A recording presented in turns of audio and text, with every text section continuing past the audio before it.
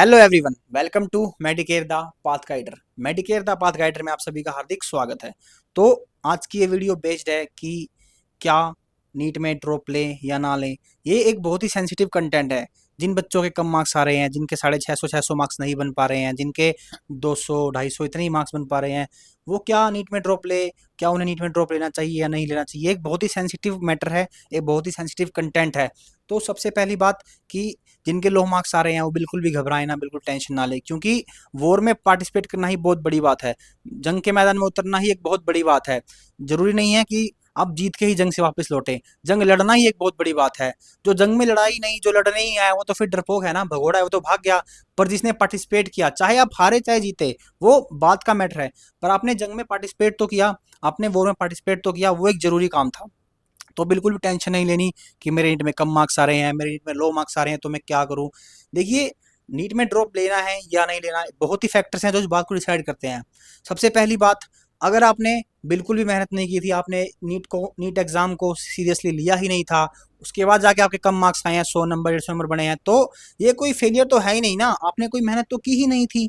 आपने बिल्कुल भी कोशिश नहीं की थी कि मैं सिलेक्शन लेके आऊँ, मुझे गवर्नमेंट कॉलेज मिले। आपने तो एक जस्ट पेपर दिया, उठ के आ गए, मुंह उठा के पेपर देने आ गए, रिजल्ट आ गया, फिर 100 नंबर आए, 150 नंबर आए। तो ये तो कोई मेहनत थी ही नहीं ना। लेकिन अगर आपने काफ़ी मेहनत की थी, बिल्कुल हार्ड वर्क किया था, स्मार्ट वर्क किया था, बहुत दिन रात एक कर दिया था, बहुत टेस्ट पेपर सब कुछ किया, मतलब कि पूरे अच्छे से एफर्ट्स लगाए थे, फिर भी आपके मार्क्स 500 400 पे रह गए, आपका सिलेक्शन नहीं हो पाया, तो हाँ, ये एक फेलियर है, ये एक फेलियर वाली बात है, ये एक टेंशन वाली बात है। हो सकता है आप नीट के लिए बने ही ना हो, ये बात गलत है। मेरा मानना यह है कि नीट ही आपके लिए नहीं बना, क्या पता आप किसी और चीज़ के लिए बेस्ट बने हैं। क्या पता आप जिस लाइन में जाएं नीट के अलावा वो आपके लिए बेस्ट हो सकता था आपका नीट में सिलेक्शन हो जाए, आपको एमबीबीएस गवर्नमेंट कॉलेज अच्छा कॉलेज मिल जाए, पर वहां जाके आप अच्छा परफॉर्म ना कर पाते। तो मेरा मानना तो ये है कि आप नीट के लिए बने ही नहीं थे ना, नीट आपके लिए बना ही नहीं था, आप किसी और फील्ड के लिए बने हैं जहां आप अच्छा परफॉर्म करेंगे।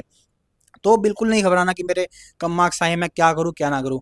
हाँ, बात आती है उन बच्चों की जिन्होंने कोशिश करी ही नहीं, और अब वो ये सोच रहे हैं कि मैं दोबारा ड्रॉप लूंगा तो मैं अच्छी कोशिश करूंगा। देखिए, मेरा मानना ये है, अगर आप दोबारा ड्रॉप लेते हैं तो सबसे पहले बात तो ये है कि ये ड्रॉप टर्म ही गलत है। ड्रॉप का मतलब क्या होता है? गिरना नहीं।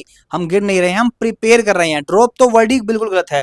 हमें ऐसा बिल्कुल नहीं बोलना है कि हम ड्रॉप कर रहे हैं। कोई आपसे पूछे कि आप क्या कर रहे हो, तो कभी मत बोलिए कि मैंने ड्रॉप लिया, ये बोलिए कि मैं प्रिपरेशन पे हूँ, प्रिपरेटरी टाइम पे हूँ, मैं प्रिपेयर कर रहा हूँ नीट मेडिकल कॉलेज में जाने के लिए, मैं नीट के लिए प्रिपेयर कर रहा हूँ।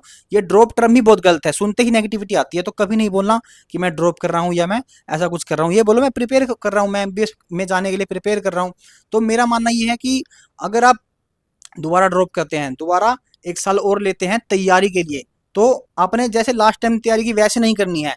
जो आपने जिन चीज़ों को लास्ट टाइम आपने किया, उन कमियों को दूर करना है। ड्रॉप का मेन मतलब यही है, जो गलतियां हमने लास्ट टाइम की, जो गलतियां हमने लास्ट टाइम की थी, वो हमें दोबारा नहीं करनी, हमें उन गलतियों को सुधारना है।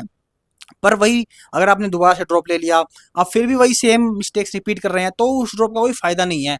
अगर आपने ड्रॉप लिया है तो उन मिस्टेक्स को सुधारिए, उन मिस्टेक्स को अवॉइड कीजिए, तब जाके आपका ड्रॉप लेने का कोई फायदा, कोई बेनिफिट होगा। देखिए, अगर आपने अच्छी मेहनत की थी, काफ़ी हार्ड वर्क किया था, उसके बाद भी आपके कम मार्क्स आए, आपने 3 ड्रॉप ले लिए, 4 ड्रॉप ले, फिर आपके मार्क्स नहीं आ रहे हैं, तो मैं सही बताऊं, आप नीट आप डॉक्टर बनने के लायक ही नहीं है, आप डॉक्टर मटेरियल है नहीं। आपका आपका वे कहीं और है, आपकी मंजिल कुछ और है। सोच के देखिए, अगर आज अंबानी या अडानी अगर ये नीट क्लियर करके डॉक्टर बन जाते, तो क्या इतने बड़े लेवल पे कहीं पहुंच पाते? हाँ, ये एक अच्छे डॉक्टर बन जाते, नो डाउट, अच्छा पैसा कमाते, पर क्या इतने बड़े लेवल पे कहीं पहुंच पाते? तो आप ये सोच के चलिए कि जो चीज़ हमें नहीं मिल रही है, जो भगवान हमें नहीं दे रहा है ना, तो हमें भगवान ने हमें कुछ और अच्छा देने के लिए सोचा हुआ है। ये नहीं कि डॉक्टर नहीं बना तो मैं कुछ नहीं कर पाऊंगा जीवन में, मुझसे कुछ नहीं होगा। इससे भी काफ़ी अच्छी चीज़ें हैं। डॉक्टर के अलावा भी ज़िंदगी में बहुत कुछ है। नीट के अलावा भी काफ़ी अच्छे एग्जाम, काफ़ी अच्छी चीज़ें हैं जो हम अचीव कर सकते हैं।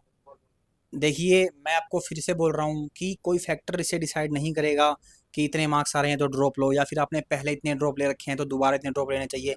मेरे साथ के काफ़ी बच्चे ऐसे थे जिनके ड्रॉप में 600 नंबर आए थे, और मेन एग्जाम में उनके नंबर ही बहुत कम हो गए, 400 300 इतने पे रह गए थे वो। तो ये फैक्टर डिसाइड नहीं कर सकता कि मेरे 600 नंबर आए थे तो मैं दोबारा ड्रॉप लूँ तो मेरे मार्क्स बढ़ जाएंगे। मैंने ऐसे बच्चे भी देखे हैं जिनके पहले ड्रॉप में 150 नंबर थे, उन्होंने हार्ड वर्क किया, बहुत ही एफर्ट्स लगाए, और उनके 650 700 नंबर बने हैं नीट के मेन एग्जाम में। तो नीट भी ना उन बच्चों को चूज करता है जो सच में डॉक्टर बनने लायक है, जिनका आगे कोई इस लाइन में फ्यूचर है। भगवान भी उन्हीं बच्चों को इस लाइन में भेजता है जो इसके लायक हैं। जो इसके लायक नहीं है, जो किसी और चीज़ के लायक हैं, जो चीज़ें किसी और उनके लिए बेस्ट कुछ और है, भगवान उन बच्चों को वहीं डालेगा, वहीं पटकेगा।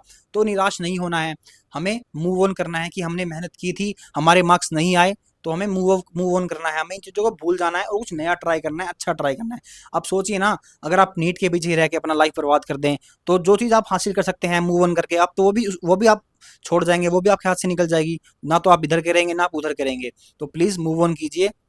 उसके बाद मैं आपको बताऊंगा कि ड्रॉप कब लेना है। देखिए, अगर आपने ड्रॉप लेने की ठान ली कि मैंने ड्रॉप लेना ही है, सबसे पहले जो गलतियां मैंने आपको बताया, जो मिस्टेक्स आपने लास्ट टाइम की, उनको अवॉइड कीजिए। एक अच्छे क्वेश्चन पेपर चूज कीजिए कि मैंने इस साल इतने क्वेश्चन लगाने हैं, ये क्वेश्चन लगाने हैं, अच्छी चीज़ चूज कीजिए। उसके बाद अगर आपको लगता है कि मैं इस बार अच्छा एफर्ट लगाऊंगा, पूरी मेहनत करूंगा, सब कुछ भूल भाल के सिर्फ मैं नीट पे फोकस करूंगा, तो ही इस लाइन में आए, वरना नीट का ड्रॉप ना लें, कुछ और चूज करें। अब रही बात उन बच्चों की जिन्हें 3-3 4-4 ड्रॉप ले लिए हैं और 600 पे आगे रुक गए हैं, मैं फिर से बोलूंगा, ड्रॉप से जज नहीं मत कीजिए कि मेरे 600 मार्क्स इस ड्रॉप में थे तो मेरे बढ़ेंगे। प्लीज़ आप मूव ऑन कीजिए। आप पूरी लाइफ अपनी वेस्ट मत कीजिए नीट पे। हो सकता है आपको जो चीज़ यहाँ ना मिल रही हो, कहीं और मिलने वाली हो, आप कहीं और सक्सेस करेंगे। तो क्योंकि मैंने आपको पहले ही बताया, जरूरी नहीं है कि सब कुछ आपको डॉक्टर से ही मिलेगा, इससे ही बड़ी बड़ी चीज़ें लाइफ में है, इससे ही बड़े बड़े एग्जाम आपकी लाइफ में है। तो प्लीज़ आप सब कुछ समझदारी से कीजिए। आपको ड्रॉप लेना है या नहीं लेना है, मैंने आपको दोनों फैक्टर बता दिए हैं। वीडियो को एंड तक देखने के लिए thank you so much. Channel को प्लीज़ लाइक शेयर सब्सक्राइब करें। दोबारा ऐसी इन्फॉर्मेटिव वीडियो मैं आपके लिए लेके आता रहूँगा। और प्लीज़ सोचना कि मैंने ड्रॉप क्यों लेना है, अगर नहीं लेना तो क्यों नहीं लेना, और लेना है तो क्यों लेना है। Thank you so much.